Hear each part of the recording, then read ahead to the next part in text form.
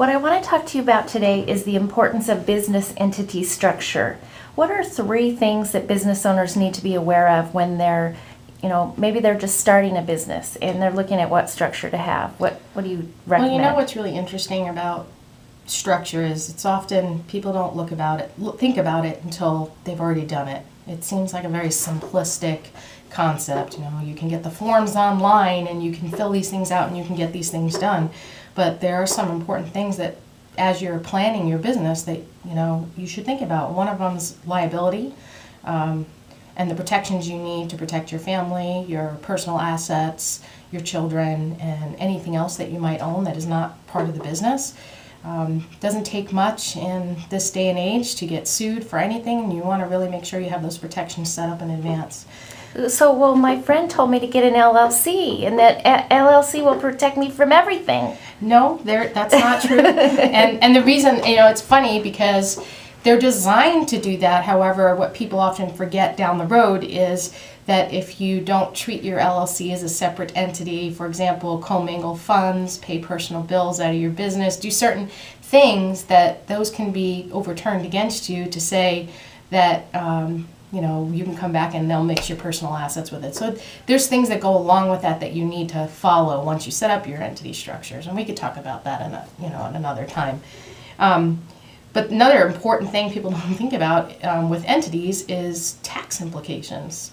There are a couple different things to look at. There's the actual entity that you set up, and usually that's designed about the complexity of the business and the actual type of liability protection you need. But then there's the tax elections those entities choose to take. That's another thing people don't think about. You can go in business by setting up a name and setting up a storefront and not really thinking about any of these things.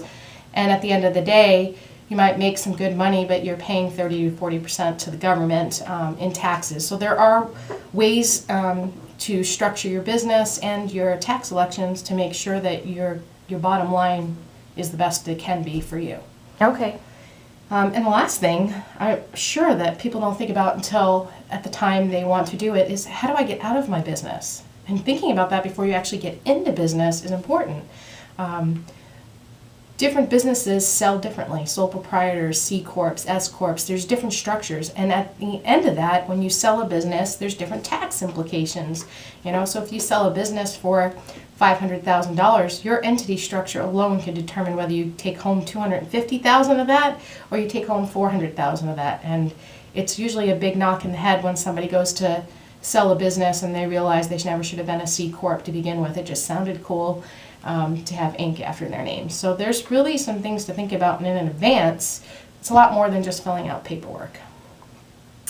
Well, gosh, how do you know if you have the right entity type? I mean, can't you just change I just started out with this business in my kitchen and now it's like $1 million business, You can't, and there are some changes you can make along the way, especially if you start out as a sole proprietor or you have a general partner in mind.